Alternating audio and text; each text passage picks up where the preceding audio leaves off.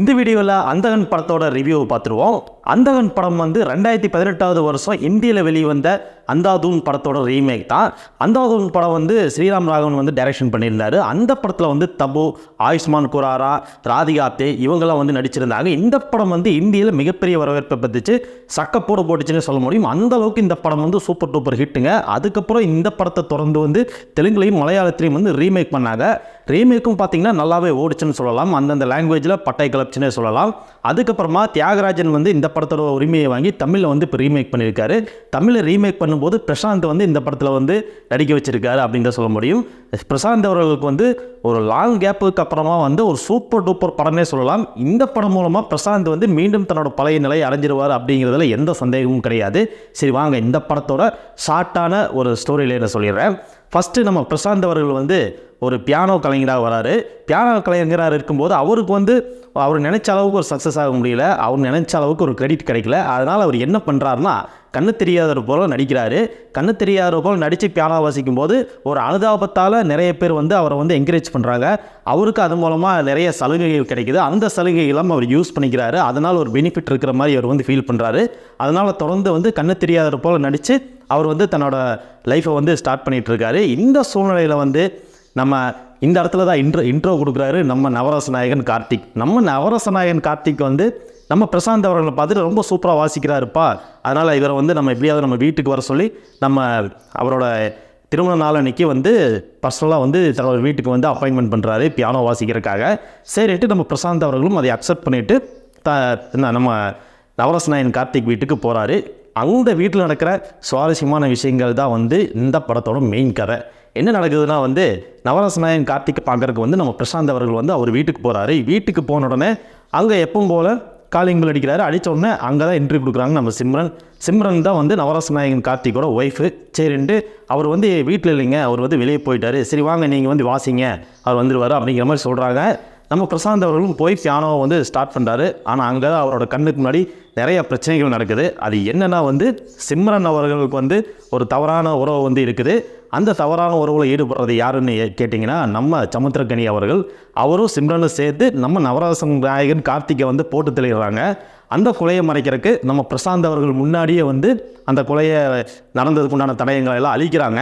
இதை பார்த்து சாக்கான பிரசாந்த் அவர்கள் வந்து ஏன்னா அவருக்கு கண்ணுக்கு தெரியாது, அங்கே எதுவும் நடக்கிறத வந்து அவர் பார்க்காத மாதிரியே ரியாக்ட் பண்ணுறாரு, வாசிச்சுட்டு இருக்காரு. இதை பார்த்தோன்னா அவருக்கு கொஞ்சம் பயமும் வருது. அதே சமயம் அந்த பயத்தை வெளிக்காட்டிக்காத மாதிரி அவர் நடிக்கவும் செய்கிறாரு. இப்படி இருக்கிற சூழ்நிலையில் வந்து அவர் வந்து அந்த சம்பவத்தில் பார்த்துட்டு கிளம்பி வந்துடுறாரு ஒன்றும் தெரியாத மாதிரி. அதுக்கப்புறமா இந்த விஷயத்தை வந்து போலீஸில் நம்ம இன்ஃபார்ம் பண்ணிடுறோம்னு சொல்லிட்டு ஸ்டேஷனுக்கு போகிறாரு. அங்கே போகும்போது அவருக்கு ஒரு மிகப்பெரிய அதிர்ச்சி காத்துட்டு இருக்குது. அது என்னென்னா வந்து அந்த போலீஸ் இன்ஸ்பெக்டர் யாருன்னு கேட்டிங்கன்னா நம்ம சமுத்திரக்கனி அவர்கள் தான். இதை பார்த்து ஷாக்காகி மறுபடியும் ரிட்டன் திரும்பி வந்துடுறாரு. இதுக்கு இடையில் வந்து சிம்ரன் அவர்களுக்கு வந்து சந்தேகம் வந்துடுது, இவருக்கு வந்து கண்ணு தெரியுமா தெரியாதா அப்படிங்கிறத வந்து டெஸ்ட் பண்ணுறாங்க. டெஸ்ட் பண்ணதுக்கப்புறமா நடக்கிற மாற்றங்களும் ஒரு த்ரில்லிங் கலந்த ஒரு சம்பவங்களும் தான் இந்த படத்தோட மீதி கதை.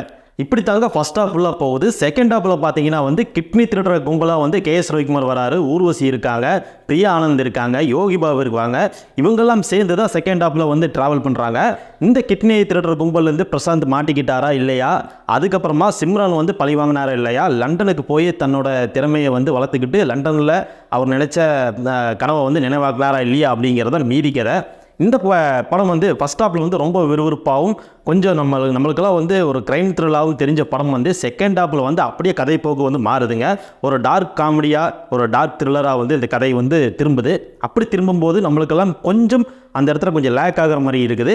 ஆனால் இதையெல்லாம் கடந்து நம்ம வந்து இந்த படத்தை வந்து சேர்த்து நம்ம பார்க்கும்போது நம்மளுக்கு வந்து ஒரு புது எக்ஸ்பீரியன்ஸை கிடைக்கும் அப்படிங்கிறதுல எந்த மாற்றமும் கிடையாது. ஏன்னா வந்து பிரசாந்த் அவர்கள் வந்து தெளிவாக நடிச்சிருக்காங்க. பிரசாந்த் அவர்களும் சிம்ரனும் சேர்ந்து வந்து போட்டு நடிச்சிருக்கிறாங்க. ஆனால் இந்த கதை வந்து எழுதுனதே வந்து அந்த ஹீரோயினை பேஸ் பண்ண படம் தான். ஹீரோயினுக்கு ஒரு ஸ்ட்ராங்கான கதை இருக்கக்கூடிய வகையில் வந்து தான் எழுதியிருப்பாங்க.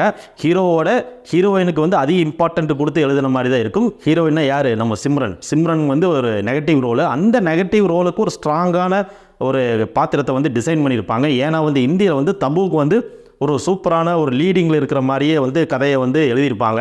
அந்த மாதிரி தான் அதுக்கு ஈக்குவலாக வந்து தபுக்கு ஈக்குவலாக சிம்ரனும் நடிச்சிருக்காங்க அப்படிங்கிறத நம்ம சொல்ல முடியும். ஏன்னா சிம்ரனோட ஆக்டிங் வந்து இந்த படத்தில் பட்டை கிளப்பி இருக்குது. நீங்களும் பாருங்கள், சிம்ரனோட ஆக்டிங் வந்து உங்களுக்கு ரொம்ப பிடிக்கும். அந்த அளவுக்கு வந்து சூப்பராக நடிச்சிருந்தாங்க. அதே மாதிரி அவங்களுக்கு ஈக்குவலாகவே வந்து பிரசாந்தும் கண்ணு தெரியாதவர் மாதிரியும் கண்ணு தெரிஞ்சவர் மாதிரியும் அவர் இந்த கும்பல்கிட்ட மாட்டிட்டு தவிக்கிறதெல்லாம் பார்த்தீங்கன்னா வந்து சூப்பராக வந்து நடிச்சிருப்பார். இந்த படம் பார்க்குற எல்லாருக்குமே வந்து பிரசாந்த் வந்து மீண்டும் வந்து திரும்ப கொண்டு வந்த ஒரு ஃபீல் வந்து எல்லாத்துக்குமே கிடைக்கும். அதுக்கப்புறமா இந்த படத்தோட பேக்ரவுண்ட் ஸ்கோர் எல்லாம் வந்து நல்லா ஒர்க் ஆகிருக்குன்னு சொல்ல முடியும். சந்தோஷ் நாராயண் அவர்கள் வந்து நல்லாவே இந்த படத்துக்கு பேக்ரவுண்ட் ஸ்கோர் பண்ணியிருக்காரு. அது மட்டும் இல்லாமல் நவரச நாயகன் கார்த்திக் வர இடங்களுக்கு அவரோட பழைய படங்களோட பாடல்கள்லாம் வந்து ஒரு பிஜிஎம்மாக வந்து செட் பண்ணி பேக்ரவுண்டில் ப்ளே பண்ணி விடுறாரு. அதெல்லாம் சூப்பராக இருக்குது. அதே மாதிரி பாட்டுகளும் 2 பாட்டு வந்து ரொம்பவே நல்லா இருந்தது அப்படின்னு சொல்ல முடியும். அதுக்கப்புறமா இந்த படத்தோட திரைக்கதைன்னு பார்க்கும்போது ஆல்ரெடி இது ரீமேக்குன்னு தான் தெரியும். ரீமேக்காக இருந்தாலும் அதில் சின்ன மாற்றங்கள் வந்து இந்த திரைக்கதையில் வந்து பண்ணியிருக்காரு நம்ம தியாகராஜன் அவர்கள். அதுவும் பட்டுக்கோட்டை பிரபாகரோடு சேர்ந்து இந்த கதையை வந்து ரொம்ப சூப்பராகவே வந்து டிசைன் பண்ணியிருந்தாங்க. எடிட்டிங் நல்லா இருந்தது. எடிட்டிங்கில் வந்து ஹிந்தியில் பார்த்தீங்கன்னா சில ஆபாசமான காட்சிகள்லாம் இருக்கும். அந்த காட்சிகளெல்லாம் வந்து இந்த தமிழில் வந்து வெட்டி விட்டாங்க.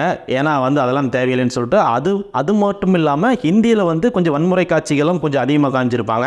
அதை எல்லாமே சேர்ந்து கொஞ்சம் கட் பண்ணிவிட்டு தேவையில்லாத கட் பண்ணிவிட்டு நம்ம தமிழ் படத்துக்கு இது போதும் அப்படிங்கிற மாதிரி வந்து எடிட்டர் வந்து தன்னோட வேலையை வந்து சிறப்பாக செஞ்சுருக்கார் அப்படின்னு சொல்ல முடியும். அதனால் இந்த படம் கொஞ்சம் பாராட்டுக்குரிய விஷயமாக வந்து தமிழில் வந்து அந்தகன் வந்து அமைஞ்சிருக்குது. இந்த படத்தோட ஃபர்ஸ்ட் ஹாஃப் வந்து த்ரில்லராகவும் சஸ்பென்ஸாகவும் ஆக்ஷனாகவும் இருந்த கதைக்களம் வந்து செகண்ட் ஹாஃபில் அப்படியே கொஞ்சம் டார்க் காமெடியாக வந்து போயிருந்ததுன்னு சொன்னேன். இதெல்லாமே வந்து இந்த படத்தோட ப்ளஸ். செகண்ட் ஹாஃப் பொறுத்த வரைக்கும் கொஞ்சம் லென்த்தியாக போகிற மாதிரி ஃபீல் ஆச்சு. அதே மாதிரி தேவையில்லாமல் இந்த படத்தை கொஞ்சம் சீக்கிரம் முடிச்சிடணும் அப்படின்னு வந்து மெனக்கெட்டு வந்து கொஞ்சம் சீக்கிரமாகவே முடிக்கிறதுக்கு இந்த படத்தோட கதை வந்து அங்கங்கே கொஞ்சம் திணறுது அப்படின்னு தான் சொல்ல முடியும். அதனாலேயே வந்து செகண்ட் ஹாஃப் கொஞ்சம் இழுபறியாக இருந்துச்சு.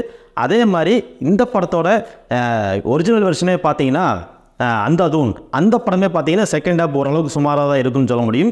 அப்படி சுமாரான செகண்ட் ஹாஃபுக்கு ரீமேக் பண்ணும்போது சுமாரான திரைக்கதை தான் எழுத முடியும் அப்படிங்கிறதுல நம்மளுக்கு ஒரு நியாயம் இருந்துச்சு. சரி, அதனால் வந்து ஃபர்ஸ்ட் ஹாஃப் வந்து சூப்பராகவும் செகண்ட் ஹாஃப் ஓரளவுக்கு ஓகே அப்படிங்கிற மாதிரியும் இருக்கிறனால எல்லாருக்கும் ஒரு பிடிச்ச படமாக தான் இந்த படம் இருக்குன்னு சொல்ல முடியும். இந்த படத்தோட நடிகர்கள் தேர்வும் வந்து சூப்பராக வந்து செலக்ட் பண்ணியிருந்தார் நம்ம தியாகராஜன் அவர்கள். சமுத்திரக்கனி ஆகட்டும், நம்ம பிரசாந்த் ஆகட்டும், சிம்ரன் ஆகட்டும், யோகி பாபா ஆகட்டும், அதுக்கப்புறம் வனிதா விஜயகுமார் ஆகட்டும், பிரியா ஆனந்த் ஆகட்டும், அதுக்கப்புறமா பார்த்தீங்கன்னா நம்ம கேஎஸ் ரவிக்குமார், கிட்னி திருடுற டாக்டராக வர்றாருல கேஎஸ் ரவிக்குமார், அவரோட கதாபாத்திரமாகட்டும், இந்த மாதிரி கதாபாத்திரத்துக்கு ஏற்ற மாதிரி நடிகர்கள் வந்து ரொம்ப சூப்பராகவே வந்து நம்ம தியாகராஜன் அவர்கள் செலக்ட் பண்ணியிருந்தார்.